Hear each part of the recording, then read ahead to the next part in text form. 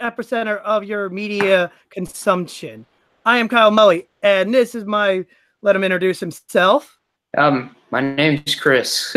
I don't know what to say. Hi, Kyle. What's up? Nobody's watching. Cool. Yep, pretty much.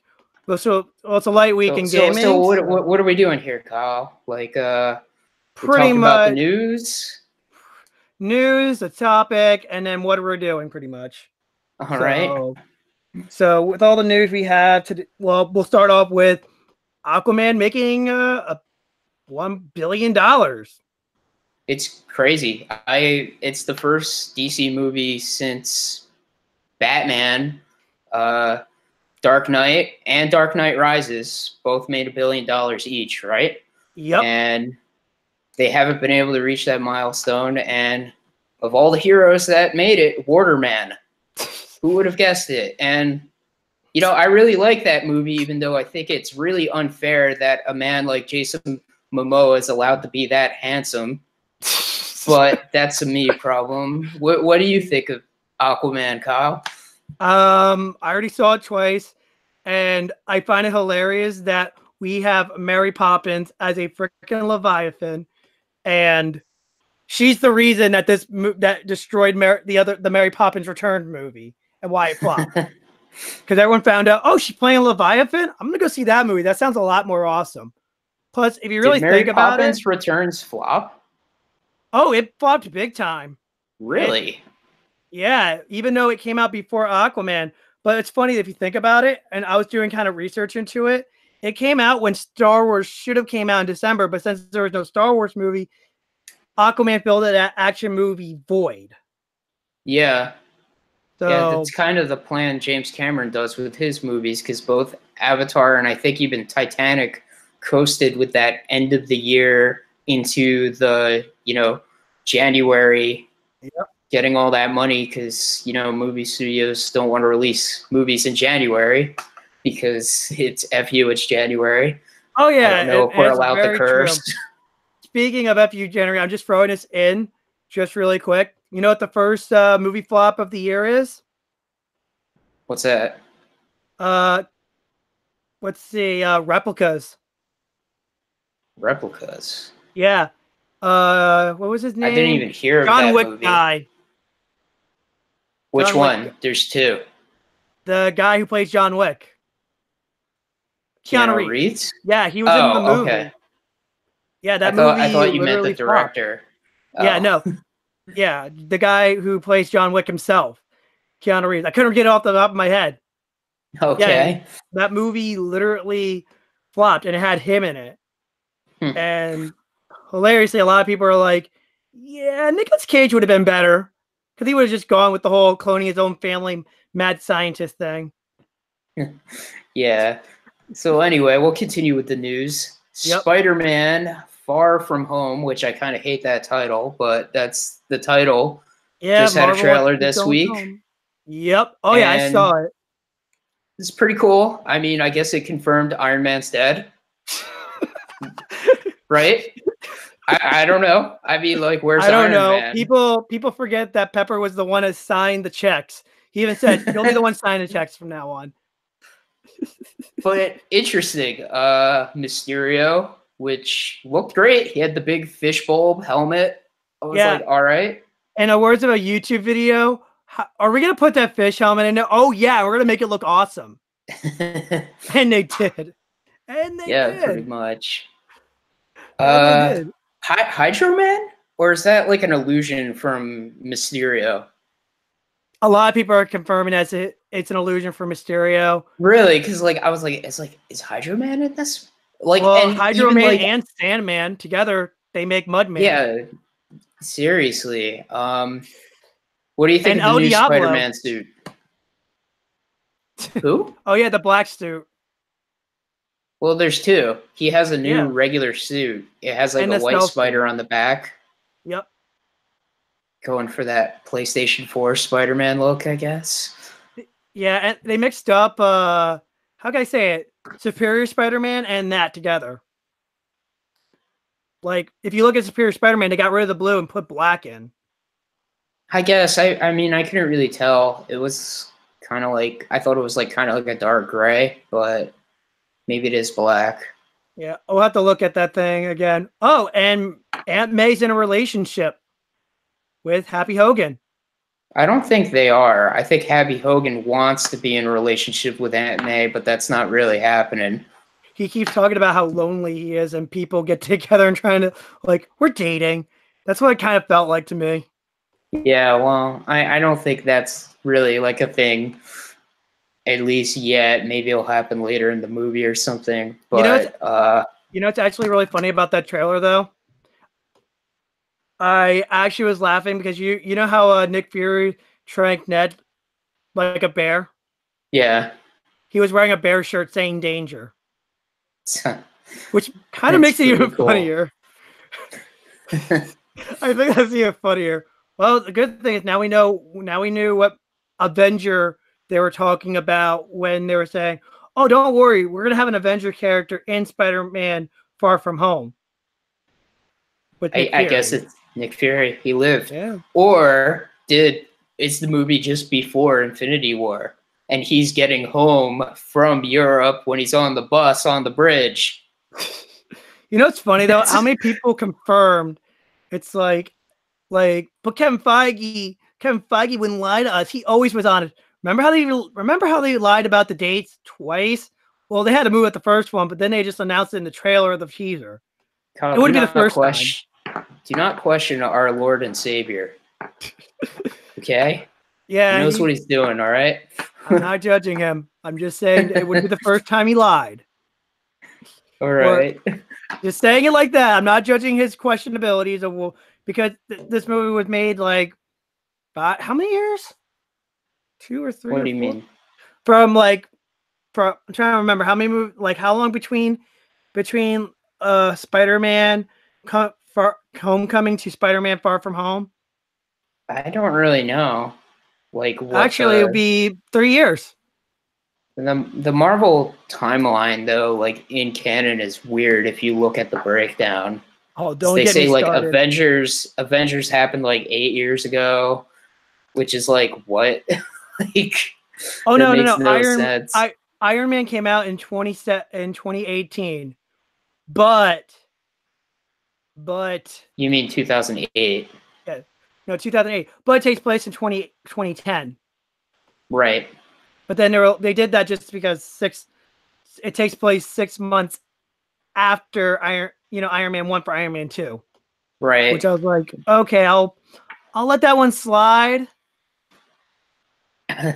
Well, anyway, let's move on now. Yeah. I guess we'll continue with the movie news because this came out of nowhere. I had to like double check when I was like scrolling today. Ghostbusters 3? Yes. Like, what? Yeah.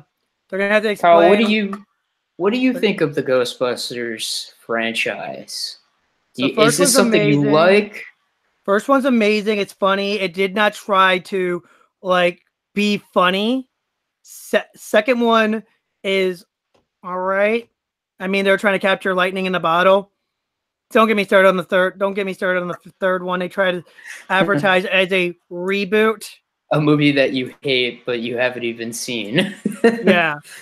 I refuse to watch that movie.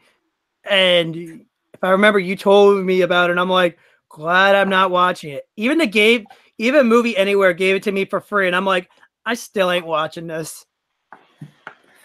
Well, with Ghostbusters, I'm not like the hugest fan. Some of my friends love Ghostbusters. They even bought like the Ghostbusters like Firehouse out of Legos and the Ecto-1.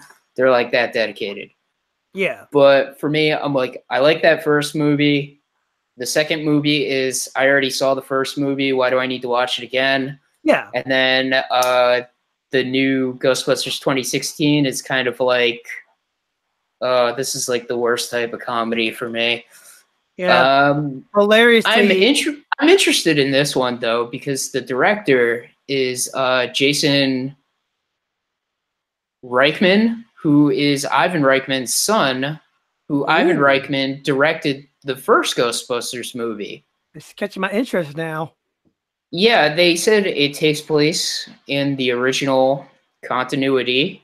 They haven't said if any of the original people are going to come back, to this Ghostbusters movie. But, I would like them to maybe take it a little more serious, because I think when they did the 2016 one, they just went way too hard into the jokes. Yeah. Because the first movie's not like that. It's funny, but it's not like it's funny because of the situations. It's almost like a Marvel movie in the way it's funny. Yeah. Also, every superhero movie needs a giant hole in the sky. the blue beam. Yep. But here's the thing about Ghostbusters, the last one. You know why that movie was like that? Why? Because the director told them, "Hey, try to have a funny off. Who's ever the funniest wins." And they pretty much like try to one up each other every time. So he's doing like a lot of improv. Yeah. That's kind of what they do for a lot of comedy movies. Yeah, but here's the problem. Nothing. It just seemed like it was just, I'm funnier. No, I'm funnier. No, I'm funnier. It's like that. Like, I don't mind improv. It has Coca-Cola. To be. Yep. So good. I mean, it could be worse. Could be alcohol. I guess I'll keep moving with the topics then, since I have them written down. So EA, possibly, we don't know for sure, may have canceled another Star Wars game. Yeah, a lot of people are pretty angry about that. But EA. This one was being made by EA Vancouver. I do not have. Oh, I know what this one is. I don't know. I don't have its code name written down. If you do know its code name, let me know. I do know the original. What happened was, this was a game made by EA, by Visceral Games. And Visceral Games was the company that did Dante's Inferno and the Dead Space franchise. And what happened was, they canceled that game and went, well, this game is looking very like single player, and knowing EA, since they're so smart and know how the industry works, single player games are dead. So they sent all the assets from that project called Ragtag and sent it to EA Vancouver and went, make an open world Star Wars game and put some monetization into it. So they were trying to make a Star Wars Destiny-esque type of game. Yeah. From what it sounds like. Yeah. And EA said, oh, due to our focus group, this wasn't fun enough. I'm like, it's Star Wars. I mean, from what I read about this project, it seems like EA hasn't confirmed, nor they are denying that they canceled this game. They gave a very vague, corporate-y statement filled with like, it was like really vague. It was like what with EA Vancouver, we will continue to create great Star Wars experiences. But like, it was like, well, did you cancel this one? And they're like, well, in the pursuit of our creativity, we, have to. It's a really weird statement, man. Like, I don't know it off the top of my head, but yeah, and a lot of people are getting. Also, I know another thing. A lot of people are upset with EA right now. They're like, Disney, you really need to revoke their Star Wars license. They have the license for 10 years, right? Or is it longer? It's 10 years. It should be up by 2023. 2023. Yeah, because it started in 2013. So we're already like 6 years into this. And 6 years, 2 games. And a mobile game. And a mobile game. And their MMO that's microtransaction like crazy. Like, it's free, but It's crazy. I mean, I guess the only other Star Wars game that is probably going to happen unless something happens is that Star Wars Jedi Fallen Order. Yeah. Which is being done by Respawn, which EA purchased them in 2017. Yeah, that scares me. And I guess we'll see what happens with that. We can assume that DICE is maybe making a Star Wars Battlefront 3. but probably, but they're too yeah, focused. Like right now, I think EA's realizing that Battlefront is a failure, and they might just stay away from it and just keep monetizing the heck out of Battlefront 2. Although they shouldn't be doing that like crazy. That was like a crazy like issue last like 2 years ago. Now, yeah, yeah. It's weird. I mean, EA is and such a strange developer. this is also the company that's under criminal investigation in Belgium I mean, that's because good, but like loot boxes Belgium, aren't gambling. Our psychiatrist said so. yeah, I want to like talk to your psychiatrist, please. Belgium. Yeah. It's in Europe. I don't know how if I guess Belgium made loot boxes criminal, or Oh at yeah, they least got rid of a defined them lot of as them. they've defined them as gambling. Yep. Which I mean, I guess if Belgium did that, it's only a matter of time before the whole EU will, maybe all the other countries in the European Union will accept that terminology. Yep. Although stuff seems to take a long time with the way the parliament works there. But And don't forget, yeah, like, and if the EU does it, if the EU does like do it, then it's gonna affect. It's also gonna affect the United States too, because remember yeah, that remember that I can't remember, it was data protection or something. I can't remember what it was. Like with because I remember it was something, and Google sent out an email to everybody saying these are new terms or whatever, and that was because of the EU. right. Oh yeah, they changed that law last year Yeah. for something with the internet. We Yeah. really should have done some research on that if we were going to talk about I did. We didn't. European Parliament. I'm sorry to bring up European Parliament. I Yes. don't know No, we what didn't I come was prepared, thinking. but that's something might come up. You never know. Anyway, let's talk about something better. Let's Yeah. talk about Dragon Ball Z. Oh yeah. And this will be quick, but more or less it's been pretty much confirmed that in Dragon Ball Fighters, the next fighter will be Jiren. Oh yeah. Big And ball gray dude with buff pecs and everything. yeah, arguably maybe the most powerful Dragon Ball Z character, Dragon Ball Super character, excluding the movie, which we haven't seen Yep. yet. That'll be that Saturday. Yes. That'll be More fun. details later.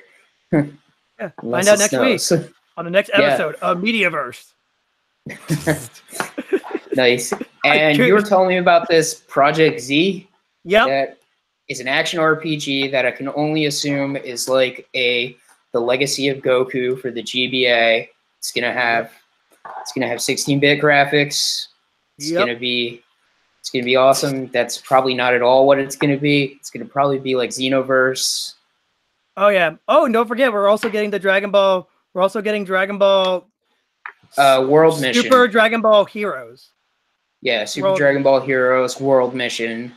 This is the first time Heroes is coming to the United States. It's going to be on Switch and PC. I don't know if they're releasing the cards as well. Probably not. They're just probably releasing digital the game. cards. Yeah.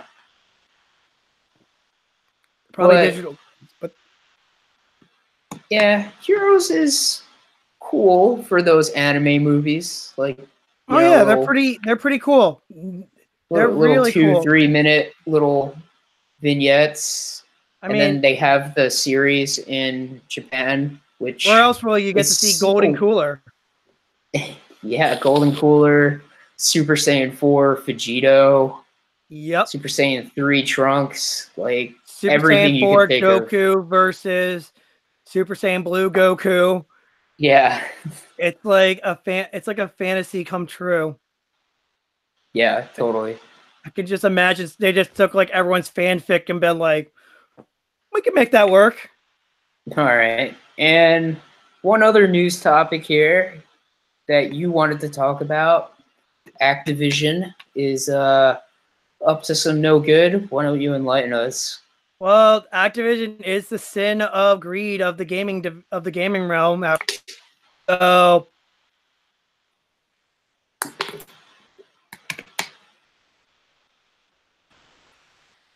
Hello, Kyle.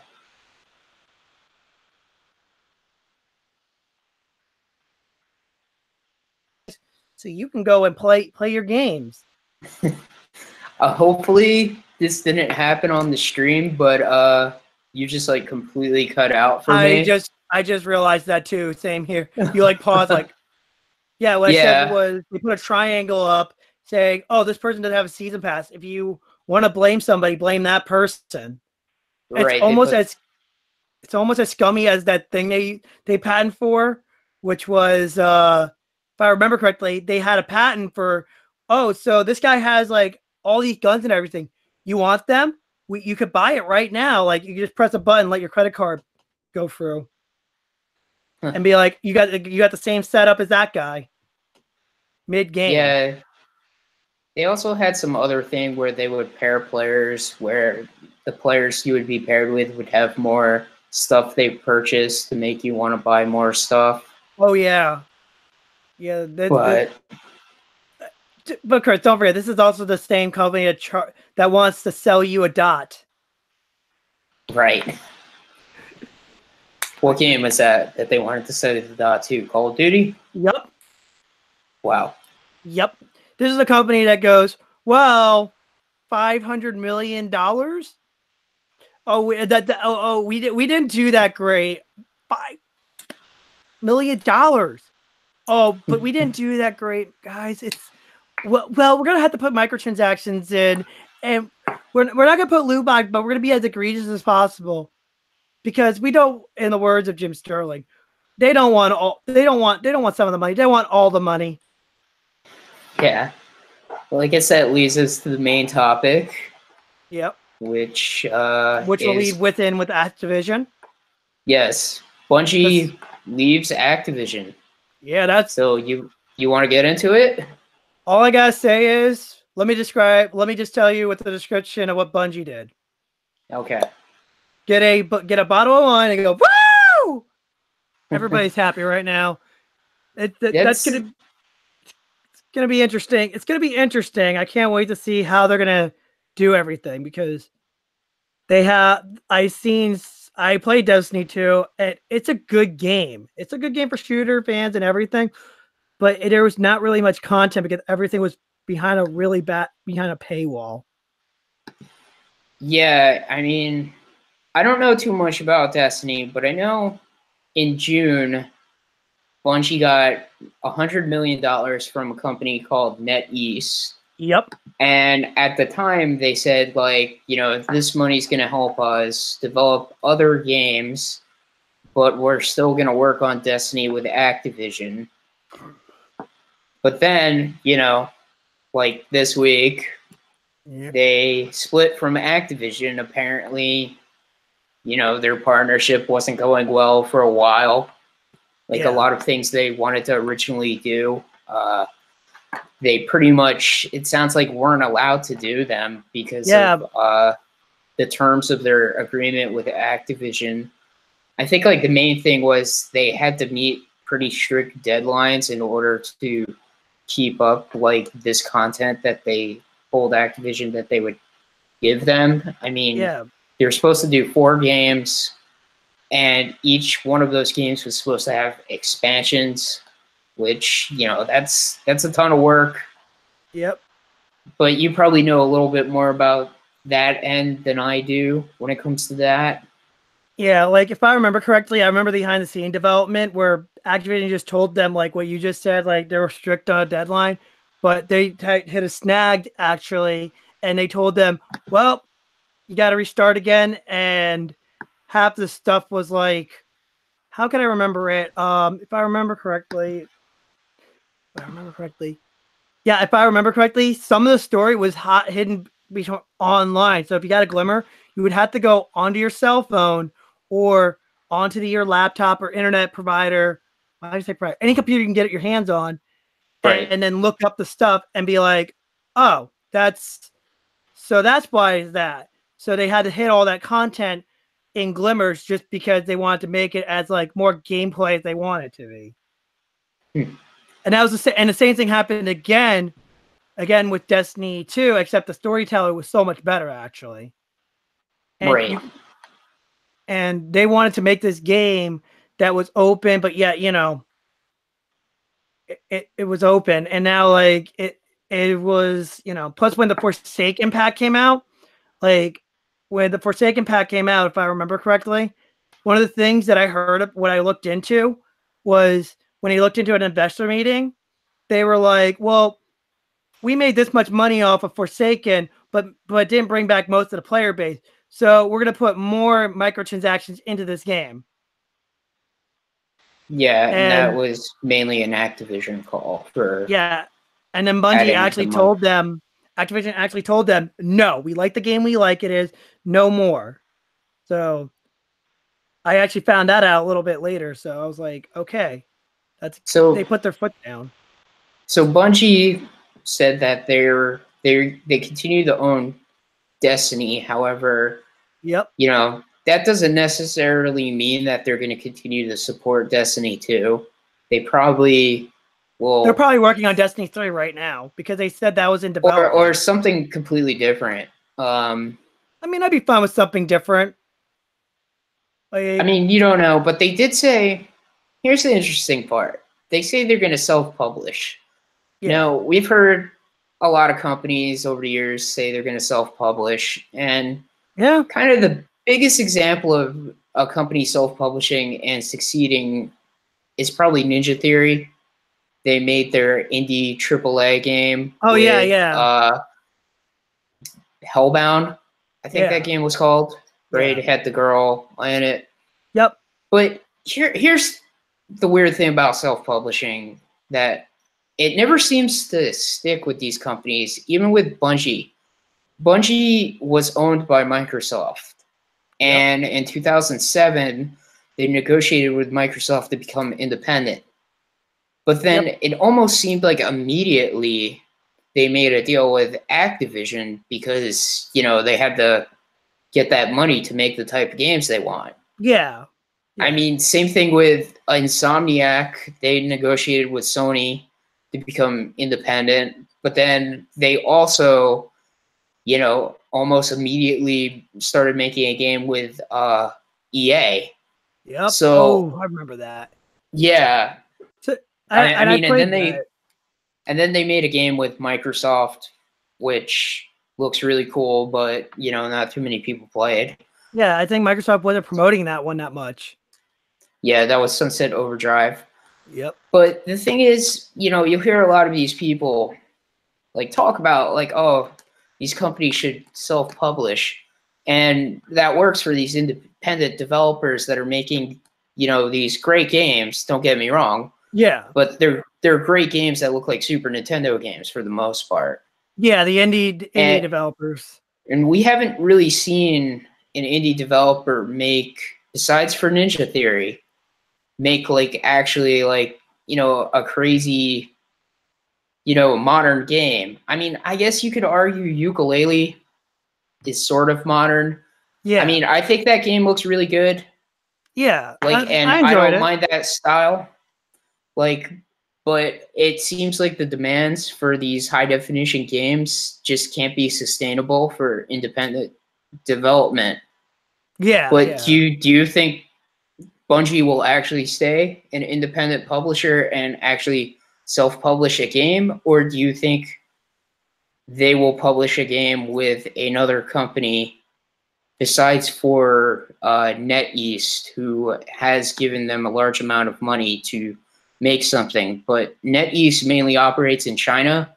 I don't know if we would see a NetEase publisher line in the United States or, you know, Japan or something. That would be interesting. A NetEase company in Japan. There's actually one independent company that I know of that actually does self-publishing and actually succeeded and did it in the most bogus way. And you hear me talk about this game so many times, which is Warframe. Right, so, Warframe. Yeah, and those are guys that co-created Unreal Tournament. That was, I remember when I used to go to a gaming cafe back in the day, playing that game, and that game was so much fun. Don't date yourself. I don't hate myself at all. I just to date yourself. You're so old. Back in the day when I went to the internet cafe. But I guess the difference with that is Warframe is a free-to-play game. Now, there's been a lot of free-to-play games that have succeeded self-publishing. They have recurring revenue because of microtransactions via loot boxes or just in-game stuff you can buy. But at least that justifies the microtransactions, though. Right, because the game is free to start, so you're not required to pay a $60 ticket to play the game, and then you have to pay more money to ride the rides, essentially. Yeah, pretty much. But believe it or not, they were a struggling company because the guy kept on going, "Hey, I have this game." Back then, it was called Dark Sectors, and they were like, "Hey, I got this idea for a game," and then they looked at it. It's sci-fi. It's like, so they turned their idea that was originally called Dark Sector into a game, but they still had that dream of making Warframe.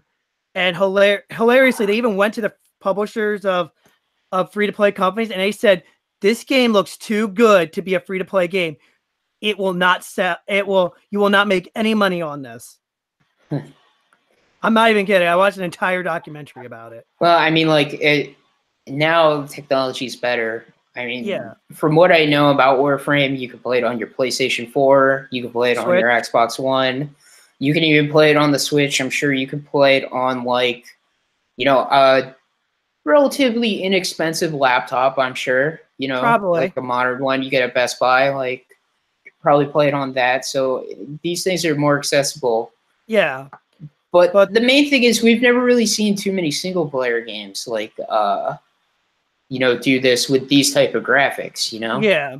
I was about to say, you don't see too many single-player games. I was going to list off every single-player game that came out last year. No, I'm just talking about independently created single-player games that have intense graphics. Yeah. I'm not talking about independent stuff like Celeste and Hollow Knight and stuff like that. I mean, that stuff is great, but that's not high intense 3D graphics, Yeah, I still got to play Celeste though. I'm really curious about that game. It got nominated for Game of the Year, which is wait, what? I have watched my friend play it, and it has really cool music. However, for me, it looks like a nightmare to play. It looks really hard.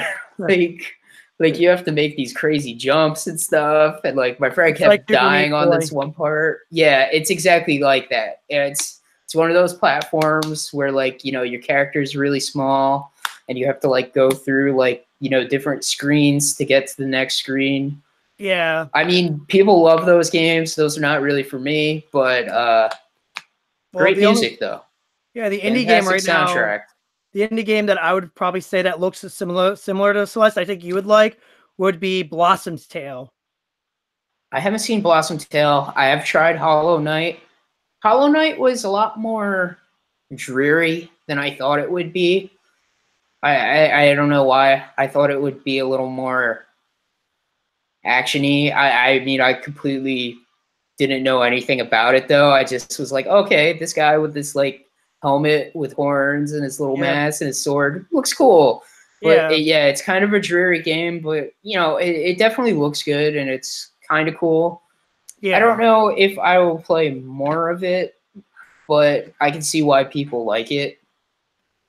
Yeah. And that's kind of my only experience with recent independently developed games, besides for Yooka-Laylee, which I'm kind of alone in liking that game sometimes. No, I love that game. It definitely reminds me of Banjo-Kazooie. Some people are like, it doesn't remind me of anything of Banjo-Kazooie.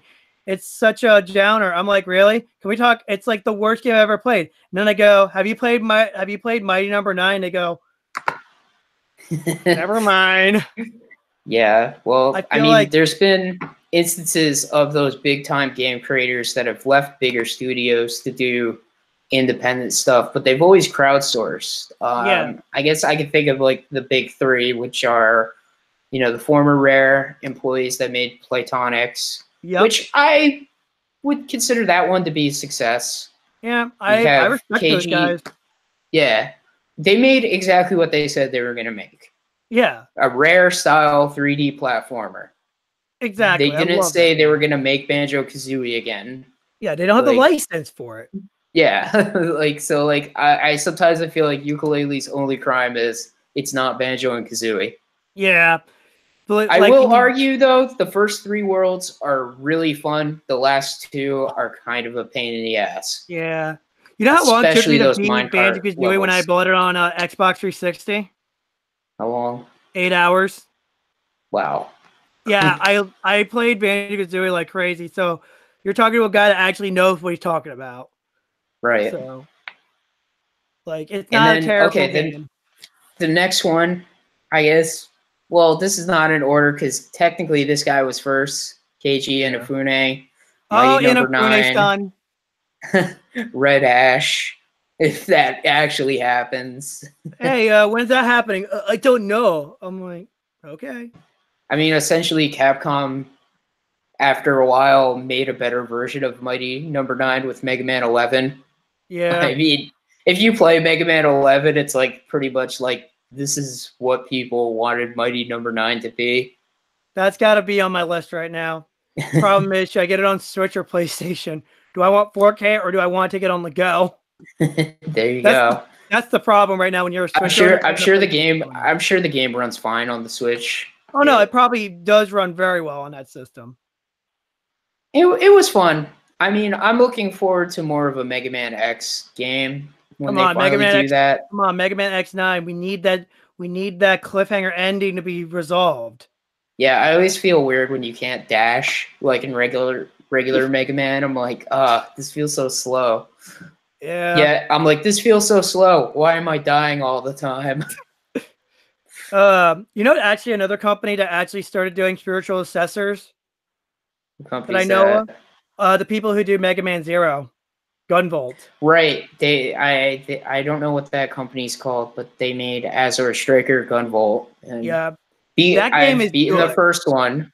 The first one is great. I've never played the second one. I'm trying to beat right now. I'm on the last level of that game. I'm trying to build pretty much a tower. Work my way up there, and it's so good. I got it on the Switch, and it looks really good on the TV too. Yeah, I'm sure it does. Probably way better than the 3DS version. Yeah. I know people say the 3D effect is cool in Azure Striker Gunvolt. I never really was into it. Yeah. It's okay. Maybe if I had one of the new 3DSs that tracks your eye movement, I'd probably be more into that. But I've just got the regular 3DS. I got the regular XL one too. Yeah. And I guess the other company person that did this, I do not know his name, but it's Castlevania Man with Bloodstained Ritual of the Moon. Bloodstained. Yeah, he's actually going, listen, I'm not going to be like Inafune. I'm not going to do this. I'm going to delay it, but I have my reasons.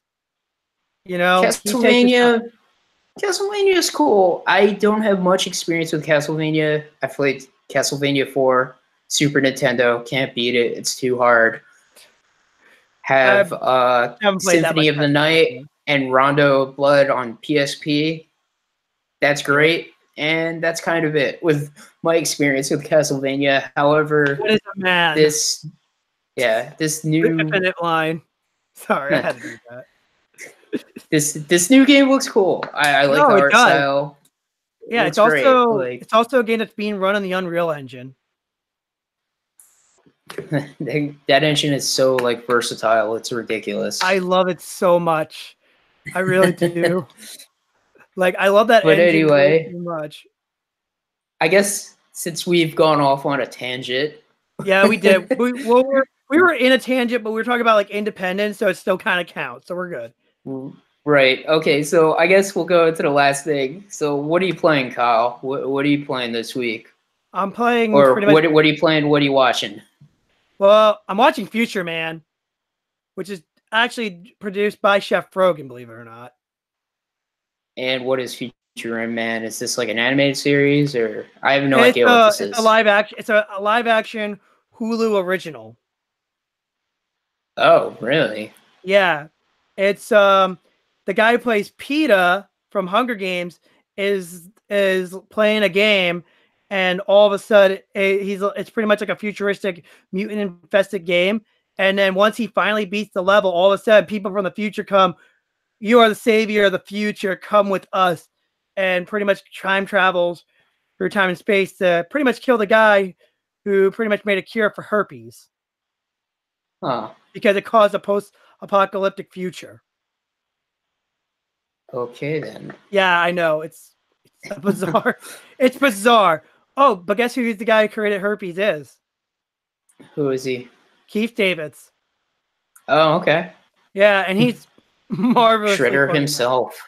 Yeah, pretty much the spawn himself. Yep. Well, I said Shredder, but he was Shredder. also Oh Spawn. yeah, he's Shredder. Yeah, he was Shredder in the Nickelodeon 2012 Ninja Turtle series, which is actually really good. Yeah, no, yeah, it's surprisingly good. I gotta watch it eventually. Yeah, like it's pretty cool. Yeah, Jason Biggs was on that show, and he was Leonardo, and then he got fired. I don't think he was fired. I think he went on to do a different show, and then apparently he got fired. Really? Huh, yeah, interesting. It was because of a tweet. Oh boy. Well, there's a difference. You're a kids show. Okay, fine, we get it. But we're not gonna go into that tangent, okay? Yeah, Kyle. That's it. Like that's my 2 cents. Okay, that's my 2 cents. I didn't know that. Yeah, no, me neither. But I just found out recently.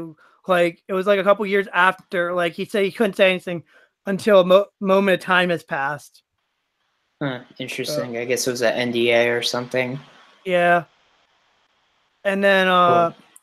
Yeah, that show is really funny. So, and the new season just came out, and I didn't finish season 1, so I would say I highly recommend it if you like like what the hell humor. Well, the only thing I've been watching, I watched Godzilla Part 3 on Netflix, and I don't want to spoil anything, but I kind of felt it was disappointing. It definitely leaned hard into anime bullshit, which I don't mind, because I mean I love stuff like Code Geass and Gundam and all that stuff, but this was like kind of like I was expecting something to happen in this that, without spoiling anything, it didn't deliver. And I'll leave it at that. I think number 1 and 2 are great, but number 3 is kind of disappointing for me. It's like raising an eyebrow. Yeah, I love the pseudoscience in those Godzilla movies, the way they explain like Godzilla and like how like Earth like adapted its environment to accommodate its new ruler of Godzilla and all that stuff. I love that. But like the way this third one goes is kind of like, oh, this is like I don't want to spoil anything if anybody actually is listening to this, or just for you, Kyle. Yeah, no, I gotta watch those eventually. Like, let me ask you this: is it like anime bullshit, like Batman Ninja? No, because that's amazing anime bullshit. This is like just like this is like kind of like what like. Oh yeah, I don't want to get into it, but like also it definitely. We're watching Young Justice too, by the way, both of us. Oh yeah, right. Yeah, because that just came on. I forgot. Dang it, I'm an idiot. How can we not forget about Young Justice? Right, Young Justice is good. It's an amazing show. Bow Hunter Security is amazing. I think that's my favorite episode so far. Same here. We're Bow Hunter Security, always on point. Who are you guys? Hopefully we get some more episode with the clones, because that was pretty amazing. Yes, and they kind of hinted like we're gonna see more security stuff like this. And I know we're gonna be next season, Friday we're gonna get 3 episodes, and then next Friday we're gonna be on the final 4, and then They have 26 listed in DC Universe, though. Yeah, they're splitting them. Oh, so they're gonna release 13, and then they're gonna release another 13 later later in the year. Yeah, because they're doing the meta. It's like pretty much this is the metahuman arc, and then we're gonna be doing the Return of Wally West arc, if I'm correct. Wink, wink. Really, you think they're gonna do that? Like they're gonna do Flash Rebirth-esque with the Wally West and Young Justice? Why not? I mean, you heard it here first. That's what Kyle said. Why not? I mean, think about it. I mean, why did they kill him off for the first season, not to have him come back like 2 years later? And then they killed him off in the second season. Yeah, the very end of the second season. Yeah, that was still emotionally gut wrenching to watch that. Believe it or not. Yeah, at the same time, it was kind of out of nowhere, but I kind of don't like how Wally gets like the short end now. It's like when I was a kid, Wally was the main Flash. Wally was the Flash in Justice League and Justice League Unlimited. And then like, Young Justice showed up and then like they're like Wally West was in it. And I was like, cool. But then they like were like, well, he's not as like fast as like Barry or Bart. And I'm like, why? He's supposed to be faster. Like, and now the comics 100% confirmed it. Yeah. Like recently actually. But if I remember correctly, Wally West, like if Wally West does come back, watch, they're gonna be like, I discovered this thing called the Speed Force.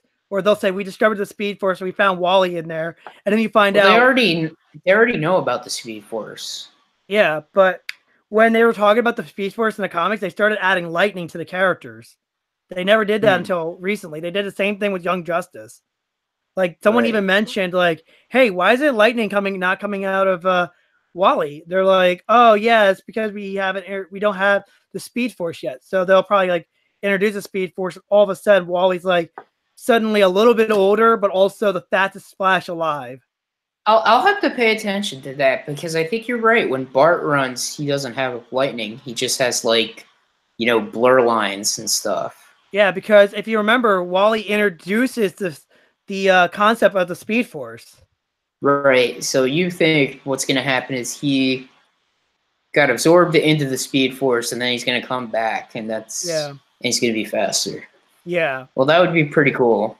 Yeah, and it would make sense too if you think about it. Yeah. But what are you playing, Kyle? Tales of Berserkia. A game that came out a couple years ago. Yep. Which I really like that Tales game. I love all Tales games in general. Yeah, me too. Except for one. I did not like Zetsia. Zetsia? Like, Zetsia is the only one that I'm just like, I don't know how to explain it. It just feels like kind of boring and like empty. And maybe it's because I played the PlayStation 3 version and should have played the PS4 version, but at the time, I think you got the right point. Like the traveling, like the world is big, but it's really empty. Yeah, like, I love that. I do love that you get to instantly travel, like in Zetsia, like it's instant. Like, oh look, an enemy, shoom! It's like instant. I like that. They put that back in Berserkia. I was like, yeah, I missed the natural. But Berserkia is a better prequel though.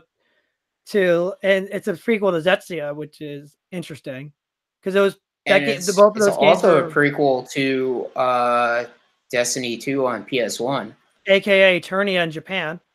Yes, due to legal consequences. Because the Von Altia is in Destiny 2. Yep, and also they mentioned Ifreed, who is in Berserkia.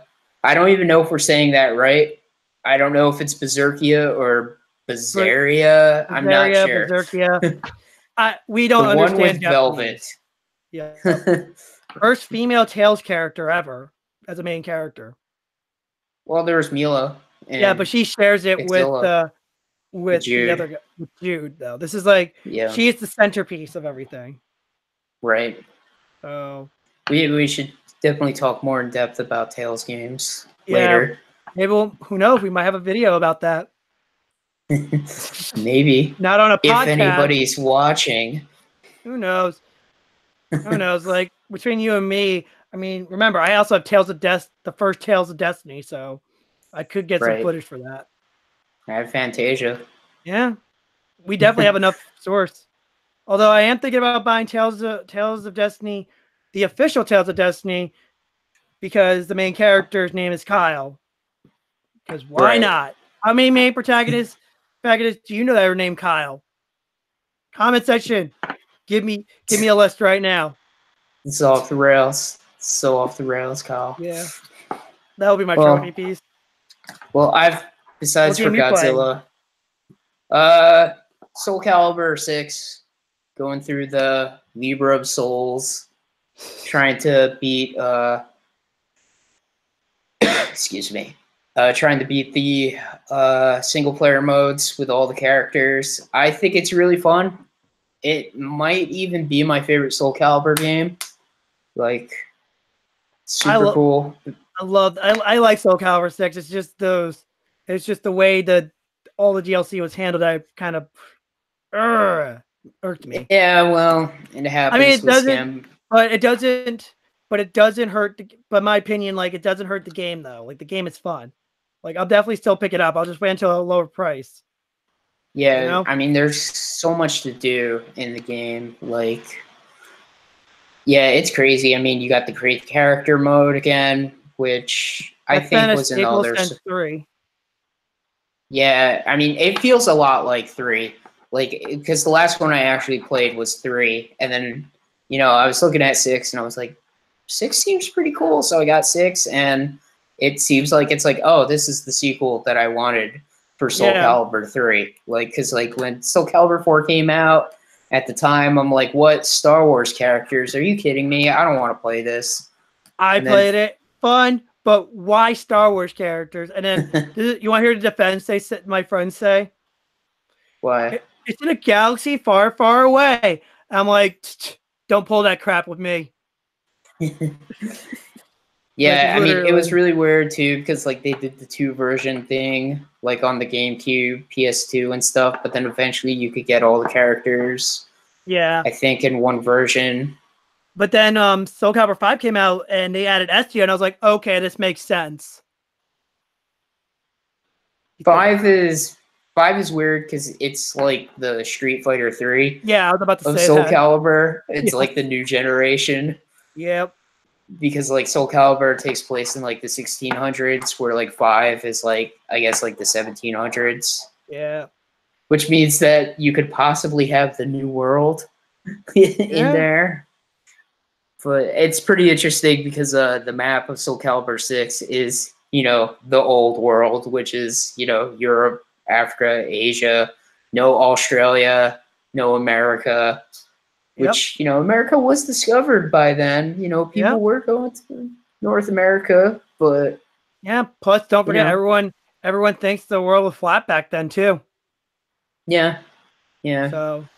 Well, actually, Soul Calibur 6, actually, I think it's 1500s, maybe. Yeah, because 6 takes place, like, as a retelling of the first Soul Calibur, if I remember correctly. correctly. Because you got young Mitsurugi.